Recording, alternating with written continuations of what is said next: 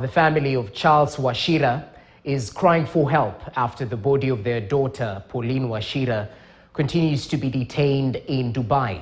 Pauline died under mysterious circumstances after allegedly being lied to that she was being taken to Saudi Arabia. Now, another video of a Kenyan woman crying for help after being forced to breastfeed two puppies has now gone viral as Kenyans, COTU and human rights groups altogether urge President William Ruto to ban all recruitment agencies operating in the country and repatriate Kenyans stuck in oil-rich Saudi Arabia. Willie Lusige with the details. Wachira is a father experiencing great pain at the August this year. He was informed through a call by a stranger in Dubai that her daughter was sick. All along, he knew her daughter was an immigrant worker who had traveled to Saudi Arabia but not Dubai. Sasa akigojeka ndio alituambia ati ako Saudia. Ndio alipelekwa Saudia sio Dubai. Kwa hivyo kutoka tarehe 7 mwezi wa 8 aliniambia ati msichana yangu hasikii mzuri. Sasa tarehe 8 akaniambia amekufa. Sasa nilijaribu kumwambia aniletee, hakuniletea. Alinipimia simu, hakunichukulia simu. One day later, he got a call that Pauline had died mysteriously. As at now, the father does not have details about her whereabouts and where she worked. Alituambia alipelekwa mortuary huko Saudia. He has knocked on doors of several government and non-governmental organizations to no avail. Charles is yet to receive any communication from the recruitment agency that ferried her daughter to the Middle East. Yo agent astakiwe kwa sababu hakunisaidia anitilie mwili ya mtoto yangu. It's too painful. Every day I feel so much pain watching. It is another sad tale from Phoebe Awino after her sister Susan Awino left Kenya to work in Saudi Arabia in October 2021. Sadly, she ended being taken to Iraq as an immigrant worker by her Kenyan agent, contrary to the initial agreement.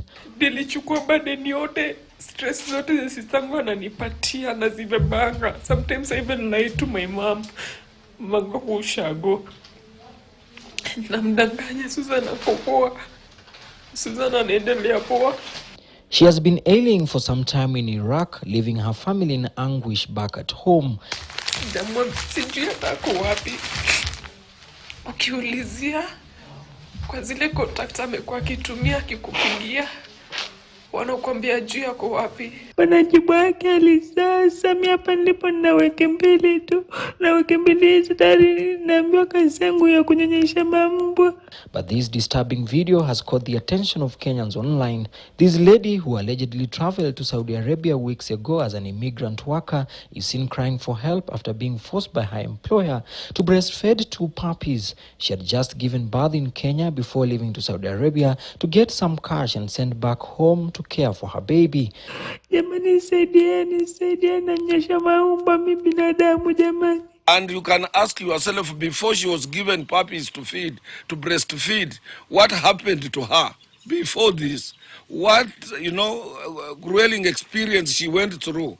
What problems did she see? She's crying for well-wishers and the government to intervene and bring her back to Kenya. She's one among hundreds of Kenyans and their families that have been crying for repatriation. Mimi hata Saudi ukaniambia nirudi siwezi. Siwezi, life uko ni ngumu. Wanafanya watu madharau. Even have others who have been arrested, prosecuted and jailed merely for raising complaints, for raising their concerns about how they are treated in those detention centers. Ni kuzunguka. Susan anapelekwa kwa hii, kesho ako kwa hii, kesho ako kwa hii. Sometimes Susan anakuambia mimi ikiendelea zaidi nitatoka hapa if niko na nijirushe. Narudi na sister yangu hapana. Vumilia. COTU Secretary General Francis Atwoli is now asking President William Ruto to take action and ban all Kenyan recruitment agencies ferrying Kenyans to work in the Middle East countries where they are treated as slaves. I've said time and again that these agents of employment bureaus and employment agents in Kenya must be banned. They take our children to Saudi Arabia to die, to come back in coffins and so on. I'm appealing to President William Samoei Ruto's government to stop this menace of taking our children to Saudi Arabia. Kotobos accusing some of the recruitment agencies of negligence as they are run by powerful people in the country. Issue of creating so many employment agencies. Some of these employment agencies are run by our government officers, which complicates the matter for our young men and women who wants to seek for jobs outside Kenya. And even if they complain, nobody is listening to them. Human rights groups have also demanded the immediate repatriation of suffering Kenyans.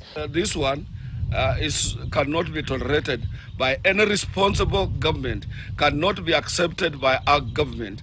We must respect the employment requirements which have been accepted globally. We feel action has to be taken now, because at this level, we'll be receiving more in caskets if we don't take action now. We have others who are very ill as we speak. This comes at a time that the neighboring Ugandan government is preparing to repatriate more than 500 Ugandan migrant workers stranded in the Arabian Peninsula, countries of Saudi Arabia, United Arab Emirates and Oman, among others. Dear Mr. President, you promised us about bottom up.